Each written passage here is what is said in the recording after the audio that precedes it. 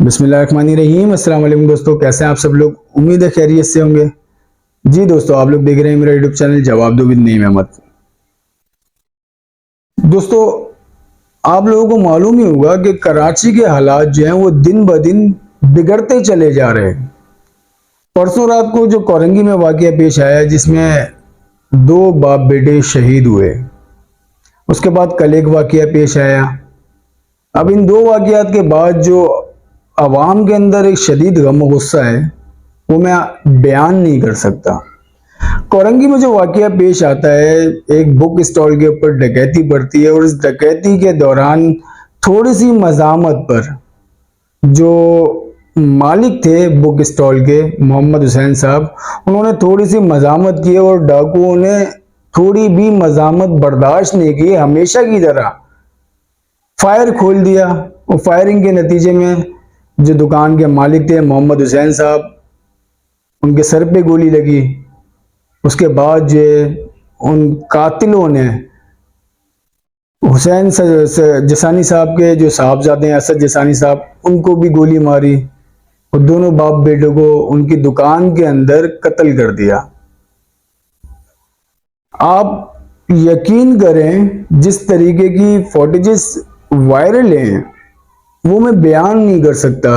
वहाँ की वीडियोस आप देख लें, उस दुकान की ज़मीन पे जो खून फैला हुआ है, और जब बॉडीज उनकी हॉस्पिटल पहुंची है तो किस कंडीशन में थी, ये मैं बयान नहीं कर सकता आप लोगों को।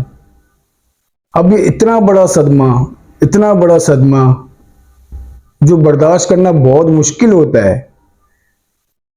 मोहम्मद हुसैन जसानी साहब की जोजा असद हुसैन जसानी साहब की वालिदा ये सदमा बर्दाश्त ना कर सकी और इंतकाल कर गई। अब एक घर से 3 जनाजे उठते हैं बैक वक्त, 3 जनाजे। अब इन 3 जनाजों के उठने के बाद जो बच जाने वाले लोग हैं, जो घर के और दीगर लोग हैं, जसानी साहब के और जो बच्चे हैं और बेटियां हैं, उनके दोस्त यार रिश्तेदार अहबाब, उनका अहले मोहल्ला, उनके अंदर एक गुस्सा तो आप पैदा होगा ना, नफरत तो उनके अंदर बढ़ेगी। नफरत बढ़ने की वजह है, नफरत बढ़ेगी उनके अंदर। कातिल गिरफ्तार नहीं हुए, किसी को इसी तरह जिस तरीके से आए बंदा गोलियां मारे चला जाए, कातिल जो है वो आजाद घूम रहे हैं। कैसे आजाद घूम रहे हैं कातिल? अब जब लोग रिएक्शन के तौर पे, अब मिसाल है, इनके जो प्यारे हैं, इनके दोस्त यार रिश्तेदार अहबाब हैं, उनके अंदर एक गुस्सा होगा। अब वो अपना गुस्सा, अपनी फ्रस्ट्रेशन निकालना चाहेंगे। किस पे निकालेंगे, कहाँ निकालेंगे?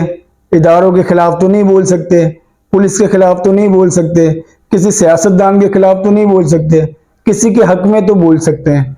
तो उनको फिर अपने हक में बोलना चाहेंगे, वो कोई रास्ता निकालेंगे अपने लिए जो गम और गुस्से में होंगे। अब वो किसी ऐसी पार्टी का जिसके ऊपर पाबंदी हो, वो ये भी कर सकते हैं कि उनका झंडा लेके रोडों पे निकल जाएं, उनके बैनर्स लेके रोडों पे निकल जाएं अपना रिएक्शन दिखाने के लिए। तो यूं गायब हो जाएंगे, पता भी नहीं चलेगा कहां गए। फिर कोई सांगड़ की जेल में होगा, कोई नवाबशाह की जेल से मिलेगा, पत्नी कब मिलेगा नहीं पता होता। लेकिन कातिल आते हैं, गोलियां मार के चले जाते हैं, गिरफ्तार नहीं होते। ऐसा कैसे हो सकता है? 30 लाख अफगानी कराची में बसे हुए हैं। किस खुशी में बसे हुए हैं? क्यों नहीं उनको निकाला जाता? ये जो कुंडा माफिया है, ये सब ये अफगानी है। इनकी आप हिम्मत देखें, इनके खिलाफ इन्होंने क्लियर मैसेज दे दिया, जो हमारे खिलाफ कार्रवाई करेगा उसको हम मार देंगे, नहीं छोड़ेंगे हम उसको। मोहम्मद हबीब काउंसलर को सरेआम गोलियां मार के चले गए, बेचारा वो शहीद हो गया।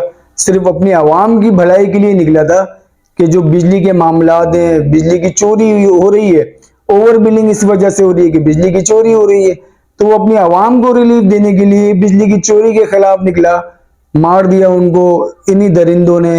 ये वो लोग हैं जो हमारे फौजियों को तोरगम बॉर्डर पे भी मारते हैं। यहाँ शहर में इनको लाके छोड़ा हुआ है, यहाँ पे शहरियों को मारते हैं। इनको रोकने वाला कोई नहीं है। आप लोगों ने देखा होगा कि परसों चित्राल में एक दहशतगर्दी का वाकया पेश आता है। 2 चेक पोस्टों के ऊपर फायरिंग होती है। उस फायरिंग के नतीजे में पाक फौज के 4 एहलकार शहीद हो जाते हैं और 12 दहशतगर्दों को मार दिया जाता है। ये इतलात आती हैं। बहुत सी इतलात नहीं भी आती हैं, खैर है नहीं आती ना, वो अच्छी बात है, नहीं भी आनी भी नहीं चाहिए। जो कुछ खबरें ऐसी हैं जो नहीं बताई गई हैं, और ना बताना ही अच्छा होता है ऐसी खबरों का। अब जो 4 अफराद जो एहलकार जो पाक फौज के शहीद हुए, कौम को बहुत ज्यादा दुख हुआ, पूरे पाकिस्तान की कौम को, कराची समेत पूरी कराची की कौम को, जो कराची में रहने वाले लोग हैं, जो भी कम्युनिटी से कराची में, सबको बहुत अफसोस हुआ 4 फौजियों की जो शहादत हुई है इसको लेके। तो चित्राल के जो लोग हैं, चित्राल की जो आवाम है, जाहिर है वो चित्राल में है ना, तो चित्राल के मकामी लोग, अल्लाह ना करे खुदा ना खास्ता इस तरह का वाकया अगर कराची में पेश आएगा तो फिर कराची की आवाम भी यही करेगी जो चित्राल की आवाम कर रही है। चित्राल की आवाम अभी पाक फौज के हक में बिल्कुल बाहर निकल आए हैं। वो बहुत ही ज्यादा मदद कर रहे हैं पाक फौज की। और मदद किस तरीके से कर रहे हैं, वहां वो पहाड़ी इलाके हैं और वो पहाड़ियों पे जो आगे के मोर्चे हैं, उन आगे के मोर्चों पे सामान पहुंचाना बहुत मुश्किल होता है।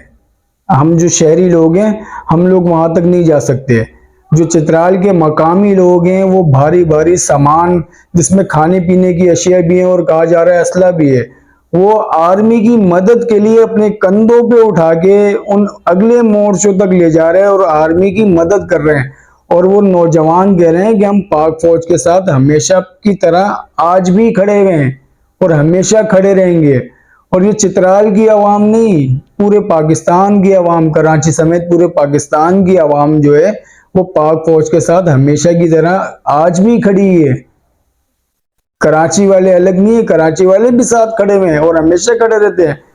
8 साल 9 साल से ऑपरेशन चल रहा है, किसी एक जगह भी कोई भी मजामत नहीं करनी पड़ी, किसी को भी कहीं से कोई मजामत का सामना नहीं करना पड़ा, ये सबको पता है। तो ये कॉपरेट है ना, आवाम कॉपरेट करती है, कराची की आवाम कॉपरेट करती है और हमेशा करेगी। अब यहां मेरी एक छोटी सी गुजारिश है, मैं छोटा आदमी हूं, बड़ी बात शायद मैं कर रहा हूं, शायद बुरी भी लग सकती है किसी को, अगर किसी को बुरी लगती है तो माफ कर देना भाई। लेकिन एक पाकिस्तान का शहरी होने के नाते मेरी एक गुजारिश है, छोटी सी गुजारिश है, कोई बड़ी गुजारिश नहीं है।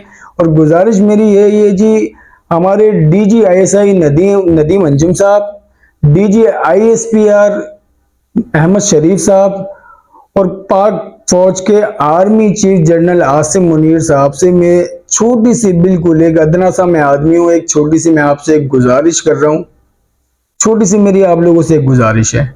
वो गुजारिश ये है कि जो कोरंगी में जो बाप बेटे शहीद हुए हैं, आप इनके घर पे अपना कोई नुमाइंदा भेज दें ताजियत के लिए।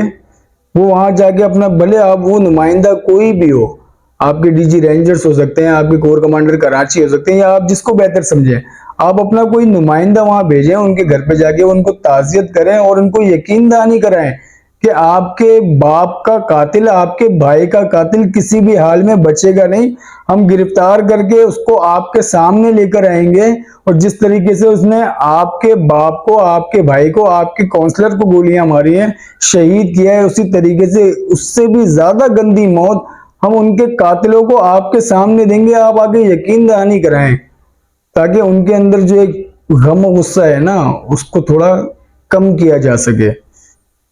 आवाम जब आपके साथ खड़ी होती है हमेशा की तरह, तो आप भी आवाम के बीच में आए और उनको समझाएं कि इस तरह के जो वाकयात हो रहे हैं, जो चित्राल में हो रहा है, जो कराची में हो रहा है, जो गिलगित बिल्तिस्तान में मामला चल रहे हैं, सबको पता है।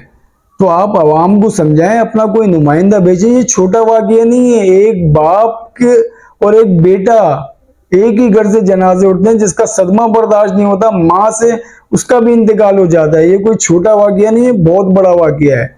और ये कोई भी हुकूमत जो है, किसी भी हुकूमत, बकौल आपके आर्मी चीफ साहब आसिम मुनीर साहब, बकौल आपके, आपने खुद कहा है कि तमाम सियासी जमातें मुखलिस नहीं है, और ऐसे ही है, अवाम जानती है। ये जितनी भी आकड़ हो गए, बाकड़ हो गए, जो भी है ना, काकड़ बाकड़ जो भी है, ये किसी के ऊपर अवाम ट्रस्ट नहीं करती है। जो मौजूदा सिस्टम है इसके ऊपर भी अवाम जो है वो बिल्कुल भी यकीन नहीं रखती। और जो साहब का सिस्टम था उस पर तो करती ही नहीं थी। या आपको भी पता है, साहब का हुकूमतों की बात कर रहा हूं मैं। और आपने भी बिल्कुल ऐसे ही कहा कि ये जो सियासी जमातें हैं वो मुखलिस नहीं है, बिल्कुल सही कहा। आवाम को भी पता है, आपने भी बता दिया, अच्छा किया। तो मेरी एक छोटी सी गुजारिश है कि आप अपना कोई नुमाइंदा भेज दें उनके घरों पे, जो वहां जाके ताजियत कर लें और यकीन दहानी करा दें। और जो दहशतगर्द हैं, जो उनके कातिल हैं, उनको गिरफ्तार करके करार वाकई सजा दी जाए। इतनी सी मेरी गुजारिश है। अगर किसी को या आपको किसी को भी बुरा लगता है तो भाई मैं माफी मांगता हूं एक बार फिर। इससे ज्यादा मैं कुछ कह नहीं सकता, कहने को और भी बहुत कुछ था और दूसरी भी बातें मैंने करनी थी इसके अलावा, लेकिन अभी दिल नहीं कर रहा। अब बस इतना ही कहूंगा, मुझे इजाजत दें। अल्लाह हाफिज।